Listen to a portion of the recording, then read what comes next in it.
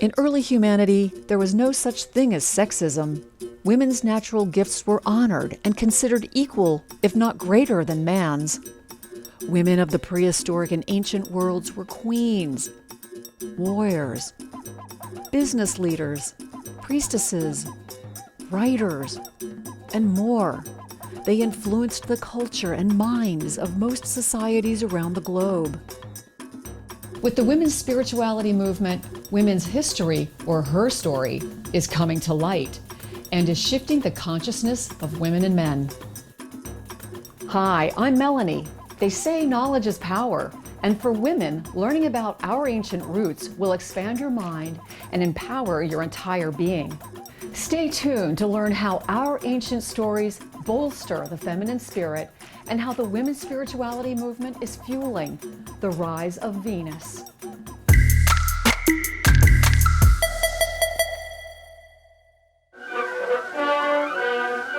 When I was in school, my history classes said very little about women. We were taught about battles over territory and victorious male rulers. In the 1970s, archaeological and historical findings revealed that the prehistoric and ancient worlds were women-oriented and goddess-revering. Let me tell you something. Women and men operated equally in society, and both made great contributions that advanced civilization. Women's contributions to civilization are massive. Women invented weaving, ceramics, medicinal arts, language, writing, the first calendars, cultivation of plants, domestication of animals, and so much more. Goddess-focused religions and cultures predominated every corner of the globe. Goddess was given many forms, each of whom presided over various aspects of life. What happened to our history? Why weren't we taught the real story of women? I met with Miriam Robbins Dexter for answers. Miriam is a pioneer or foremother of the women's spirituality movement and an expert of prehistory and ancient history, specializing in goddess religions and cultures. She's a university professor and an honored presenter at international conferences. Miriam is the author of several books, including Whence the Goddesses, Sacred Display, and others. Miriam gives us a glimpse into the ancient world of goddess-focused cultures and sheds light on how women's stories were lost and the importance of their return.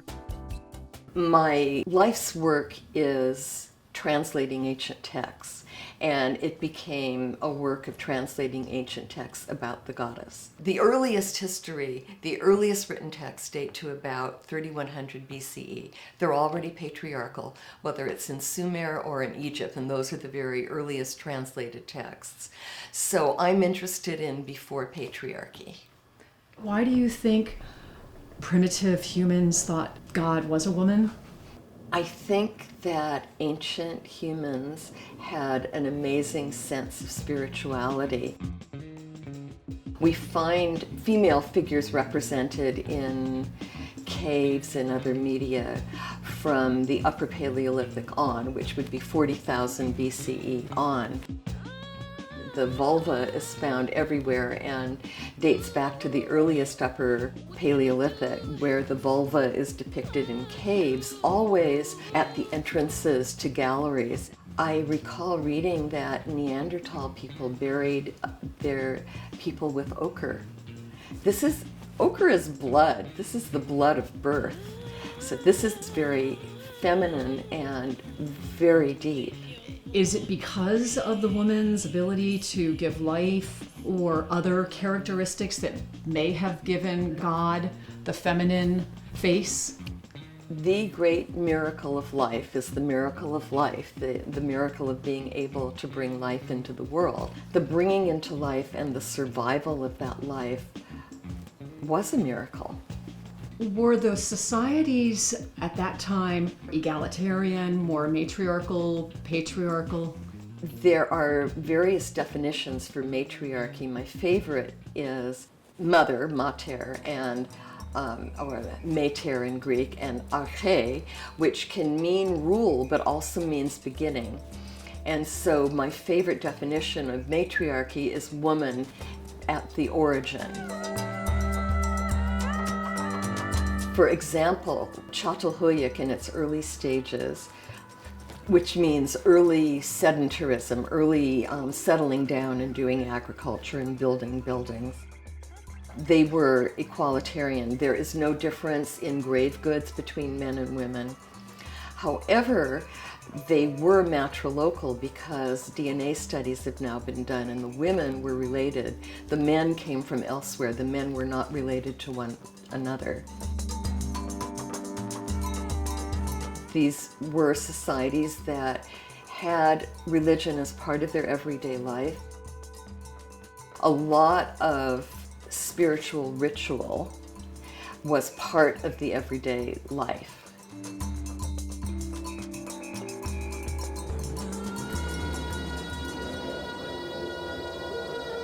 In prehistoric and ancient times, each culture could have worshipped dozens of deities. Every goddess had her own rituals and traditions, which were practiced by the community and passed down verbally through generations. Very little was written, even after the advent of writing. Around 2,000 years ago, as monotheistic patriarchal religions grew and women's religions were destroyed, the ancient wisdom and practices of the goddesses also perished. History was written by men and from a male perspective. Women's accomplishments were buried or even credited to men. Women, as the lesser sex, was integrated into social consciousness. Society was conditioned to accept man as the authority and his ideas as supreme. The myths and traditions of goddesses and women were changed to give God and men more power. Some myths were actually adopted by patriarchal religions. Especially Christianity has taken a lot of iconography from the pre-Christian indigenous people. Unfortunately, sometimes they also turn myths in reverse, and whatever was good before is bad now. Oh, may I tell a story? Sure, Okay. please do. It's the retelling of Genesis from a viewpoint of about 1,500 years earlier. There was a beautiful garden called Dilmun in Sumer. And there was a great goddess, Nin-Hersag, Lady of the Mountain, and she had labored for a long time to make plants grow in her garden. And then one day, the water and wisdom god, Denki, not so wisely, just was hungry and ate all of her plants, and she cursed him. He fell ill and he was dying, and the gods begged her to restore him to life. And since she had cursed him, she was the only one who could restore him. So she created several deities to heal him. The one she placed near his rib to heal his rib was Ninti, and Ninti means, in Sumerian, Lady of Life. So she healed him. Then we move forward in time to the Hebrew story of Genesis. There was a beautiful garden, a tree filled with fruit which must not be eaten. The woman Eve, and Eve, Chava, means to live, to make live. So she is life. She is created out of Adam's rib. There's a snake who talks the woman Eve into tempting her mate into eating this fruit, which must not be eaten. And she is responsible for the sins of the world forevermore. So now the woman is culpable. Instead of being the great goddess of life, we now have someone who's mortal, who's created from a male.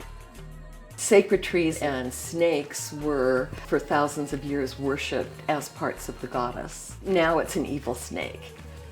So this is how myth and religion can get turned around to demean women. And often myths flip their meaning according to who is making the myths. And in the patriarchal era, most of the myths were written by men.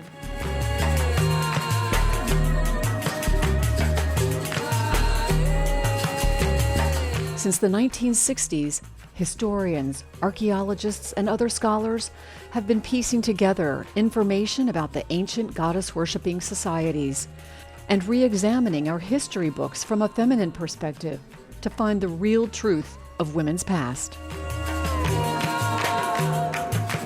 The foremothers of the women's spirituality movement made it their mission to spread information about women's heritage to the mainstream, and it's rippled through our culture ever since.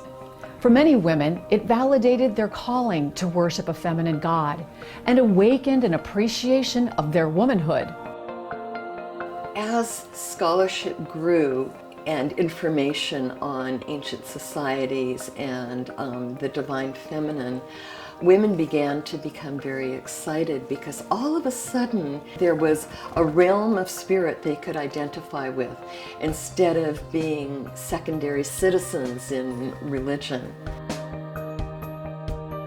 Women's spirituality was so different from the adoration of the male divine. And it's not that there shouldn't be both.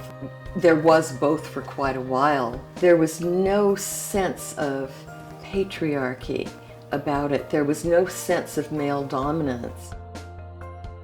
Women feel empowered in a way because there is nothing that makes the woman feel like a second-class citizen. There is nothing that makes her feel demeaned, nothing that makes her feel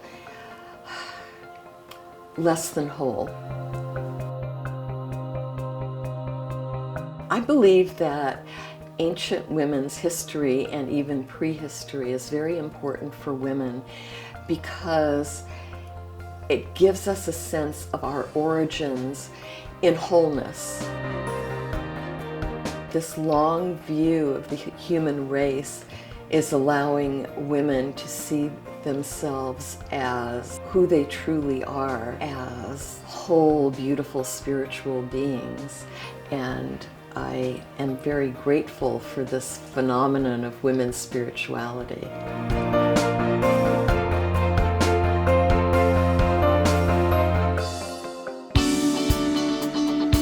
American women are some of the most fortunate on earth, but in spite of our many advantages, many women feel disconnected from their soul and dissatisfied with their lives. I believe that an acquaintance with Goddess and knowledge of women's dynamic history will help clarify the meaning of life and amplify self-appreciation. So put down your fashion magazines and pick up your women's history books to learn about the truth of women and their power. Let her story give you the power you've been looking for.